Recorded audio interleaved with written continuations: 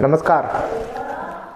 केंद्रीय वित्त मंत्री निर्मला सीतारमण ने आज बजट पेश कर दिया है, यानी आम बजट पेश हो गया है संसद में। यानी उसके बाद अब इस वीडियो में हम जानें कि इस पर सत्ता पक्ष की तरफ से क्या बयान आ रहा है और विपक्ष इस पर क्या कह रहा है।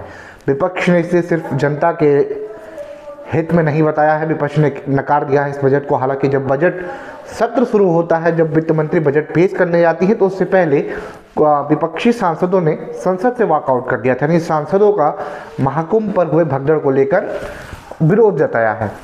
लेकिन अब जब बजट पेश हो गया तो सबसे पहले हम इस पर जान लेते हैं कि प्रधानमंत्री नरेंद्र मोदी क्या कह रहे हैं। उसके बाद हम जानेंगे कि इसमें क्या कुछ सस्ता हो रहा है और क्या कुछ महंगा हो रहा है, यानी कितना असर पड़ेगा। अगर हम सबसे पहले आपको बात करें तो इसमें प्रधानमंत्री ने कहा है कि यह जनता जनार्दन का बजट है और 140 करोड़ भारतीयों की आकांक्षाएं पूरी होंगी। यानी प्रधानमंत्री नरेंद्र मोदी ने साफ तौर पर इस बजट को आम जनता का बजट बताया है। तो वहीं दूसरी तरफ विपक्ष ने इसे सिर्फ और सिर्फ विपक्ष बजट का विरोध किया है। आइए हम आपको सिर्फ एक जानते हैं कि इस बजट में क्या कुछ सस्ता हो रहा है, क्या कुछ महंगा हो रहा है। लेकिन हाँ, इस बजट में अगर हम सबसे बड़ी चीज़ बात करें तो बिहार पर सरकार ने काफ़ी फोकस किया है, क्योंकि बिहार में चुनाव है इसी साल और बिहार से कहीं ना कहीं खुद नीतीश कुमार आते हैं, जो एनडीए में इस समय अहम सहयोगी माने जा रहे हैं। तो बिहार पर केंद्र सरकार का यह बजट पूरा फोकस रहा है।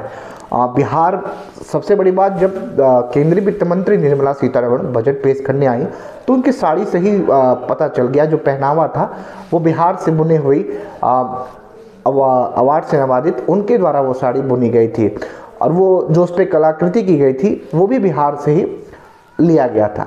तो यानी उनके पहनावे से तो साफ हो गया कि ये बजट बिहार पर ज़्यादा फोकस रहने वाला है।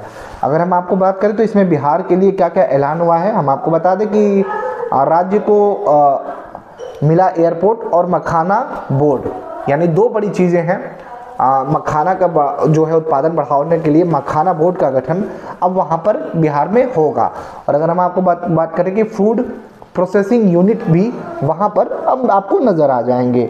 दूसरी तरफ अगर हम आपको बात करें तो बिहार में जो है क्या बोलते हैं, पटना आईआईटी और हवाई अड्डे का भी विस्तार किया जाएगा। यानी एक बड़ी पहल है और बिहार के लिए। सबसे बड़ी हम आपको बता दें बिहार में जो इस बार चुनाव है, इसको लेकर क्या कुछ मेन चीज़ रखा गया है। मखाना बोर्ड की घोषणा की गई है, राज्य में नए ग्रीनफील्ड एयरपोर्ट बनाए जाएंगे। इसके अलावा पटना आईआईटी और पटना एयरपोर्ट का विस्तार किया जाएगा। यानी ये बिहार पर बजट पूरी तरीके से फोकस रखा गया है केंद्रीय मंत्री द्वारा।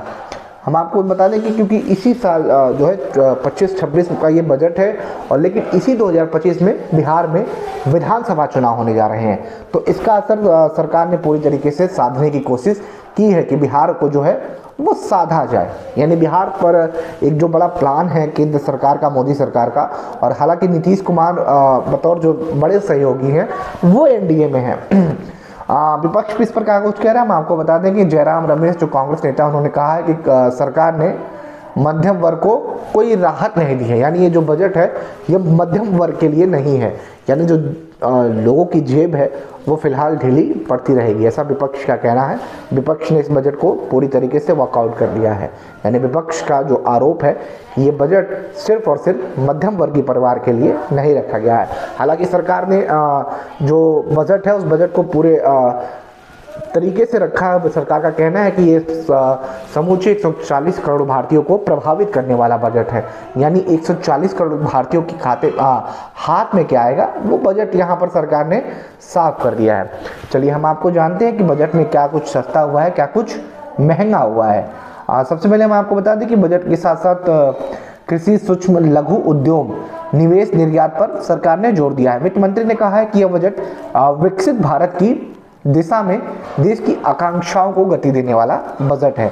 और वित्त मंत्री ने वर्ष 2025 के बजट को कस्टम ड्यूटी और छूट में अहम बदलाव की घोषणा की है। दरअसल इन बदलाव से जीवन रक्षक दवाओं, महत्वपूर्ण खनिजों और इलेक्ट्रॉनिक व्हील्स, यानी जो इलेक्ट्रॉनिक्स व्हील्स आ रहे हैं, वाहन आ रहे हैं, उनके निर्माण घटकों की कीमत में गिरावट आएगी।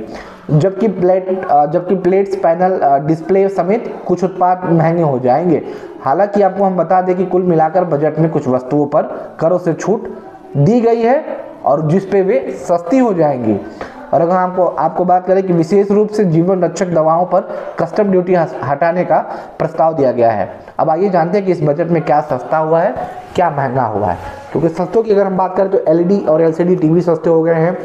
अब मोबाइल फ़ोन्स के जो स्क्रीन्स है, मोबाइल फ़ोन्स, तमाम चीज़ें सस्ती की गई हैं केंद्र सरकार की तरफ से। तो आइए सबसे पहले हम जब समझते हैं कि जो जीवन रक्षक दवाएं हैं, यानी कैंसर और दुर्लभ बीमारियों की 36 रक्षक दवाओं पर बेसिक कस्टम ड्यूटी यानी बीसीडी से पूरी तरह से छूट रख दी गई है, जबकि 37 अतिरिक्त दवाओं पर भी कस्टम ड्यूटी से मुक्त यानी छूट रखा गया है। दूसरी तरफ अगर हम आपको बात खनिज की तरफ ले चलते हैं, जो है cobalt powder, lithium iron battery, कचरा, सीसा और जिंक समेत 12 महत्वपूर्ण खनिजों को बीसीडी से छूट दी गई है। यानी प्लेटिनम फाइनियम पर बेसिक कस्टम ड्यूटी 25% से घटाकर 6.4% कर दी गई है। यानी सरकार ने इस पर एक बड़ी छूट दी है। जो कस्टम ड्यूटी 25% थी उसको सरकार ने घटाकर 6.4% कर दिया है। और अगर हम बात करें तो इलेक्ट्रिक ईवी यानी इलेक्ट्रॉनिक मोटर्स और मोबाइल बैटरी निर्माण पर भी सरकार ने उत्पादन दर घटा दिया है। जैसे कि हमको बता दें कि 35 नए उत्पाद और मोबाइल फ़ोन बैटरी निर्माण के लिए 28 अतिरिक्त उत्पादों को बीसीडी छूट सूची में जोड़ा गया है। यानी यहाँ पर भी जो तमाम चीज़ें हैं, मोबाइल फ़ोन्स की बैटरी हुई या फिर इलेक्ट्रिक वाहन हुए, ये सभी चीज़ें एक बार फिर से सस्ती हो जाएंगी क्योंकि सरकार ने छूट दे दी है। और अगर हम आपको बात करें तो जहाज़ों और उनके पार्ट्स पर बीसीडी को छूट के लिए अगले 10 वर्षों के लिए बढ़ा दिया गया है। या दूसरी तरफ अगर हम आप बात करें तो कैरियर ग्रेड एयरनेट स्विच की ड्यूटी 20% से घटाकर 10% कर दिया गया है। अब यह नॉन कैरियर ग्रेड स्विच के बराबर हो गया है। और रासायनिक अगर हम यौगिक की बात करें तो इस पर भी जो ड्यूटी है वो 10% से घटाकर 7.5% कर दी गई है। अगर हम custom duty open cell display की बात करें तो कस्टम ड्यूटी 5% कर दी गई है। हाँ, और सबसे तरफ अगर हम आपको लिए चले तो सरकार ने एक बार फिर से मछली पालन की तरफ जोर रखा है। यानी सरकार जो है मछली पालन और जो सी फूड्स है यानी जो समुद्री चीज़ें हैं उस पर भी सरकार ने इस पर जोर रखा है। दरअसल हम आपको बता दें कि सरकार ने फिश ड्यूटी पर कस्टम ड्यूटी 30% से घटाकर 5% कर दिया गया है। यानी सरकार ने इस पर बड़ा जोर दिया है, जिससे फिश पर अब 5% कस्टम ड्यूटी लगेगी जो पहले 30% हुआ करती थी। यानी फिर हाइड्रोमेट्स पर ड्यूटी 15% से घटकर 5% कर दी गई है। यानी सरकार ने इधर भी अच्छा फोकस रखा है। इससे भी तमाम उत्पादों पर भी बढ़ावा पड़ेगा। अगर हम आपको तरफ लिए चलते हैं तो फूड और बेवरेज इंडस्ट्री में इस्तेमाल होने वाली सिंथेटिक फ्लोमिंग इंश्योरेंस पर बेसिक ड्यूटी 100% से घटाकर 20% कर दी गई है। यानी यहाँ पर भी एक बड़ा सरकार ने जो है जोर रखा है। दूसरी तरफ अगर हम बात करें तो यूपी पर भी एक जो लेदर यानी चमड़े के उत्पादन पर सरकार ने काफ़ी फोकस किया है, जिसको लेकर यूपी के आगरा और कानपुर के जो लेदर प्रोडक्ट्स हैं उन पर भी एक बार फिर से मजबूती मिलेगी। हालांकि हमें जो प्रमुख चीज़ है वो यूपी के लेदर प्रोडक्ट्स पर भी सरकार ने ध्यान रखा है। उत्पादन बढ़ाने के लिए सरकार ने आगरा के और कानपुर के जो चमड़े के उत्पादन है उस पर सरकार ने अच्छा खासा फोकस किया है। यानी यूपी के बढ़ावे के लिए एक बड़ा यहाँ से सरकार ने जो है नज़र रखा है। आइए हम आपको अब सीधे बात करते हैं कि क्या क्या चीज़ें सस्ते होने जा रही हैं। सबसे पहले हम आपको बताने जा रहे हैं कि इस बार जो ये बजट पेश हो गया है इस पर अब क्या क्या चीज़ें सस्ते हो जाएंगी। चलिए सबसे पहले हम जान लेते हैं क्या क्या होने जा रहा है सस्ता। Wide set, handset, microphone, receiver, USB cable आदि के निर्माण में इस्तेमाल पर कच्चे माल पर बेसिक कस्टम ड्यूटी में छूट कर दी गई है। यानी 1600 सीसी से कम क्षमता वाली मोटरसाइकिल पर भी बेसिक कस्टम ड्यूटी 50% से घटाकर 40% कर दी गई है। और वहीं 1600 सीसी से अधिक इंजन वाली बाइकों पर कस्टम ड्यूटी 50% से घटाकर 30% कर दी गई है। और अगर हम आपको लेदर की बात करें तो इस पर 20% से घटाकर 0 कर दिया गया है। यानी 40,000 अमेरिकी डॉलर से ज़्यादा का कीमत वाली आयत कारें अब 3000 सीसी से ज़्यादा इंजन क्षमता वाली आयत मोटरसाइकिलों पर सरकार ने अच्छा जो है वो उत्पादन पर रखा है। अब महंगे क्या क्या होंगे हम आपको बता दें। टीवीएस और मोबाइल फ़ोन्स में इस्तेमाल होने वाले प्लेट्स पैनल डिस्प्ले पर BCD 10 से बढ़ाकर 20% कर दिया गया है। पानी प्लेट्स पैनल डिस्प्ले पर बेसिक कस्टम ड्यूटी 10% से बढ़ाकर 20% कर दिया गया है।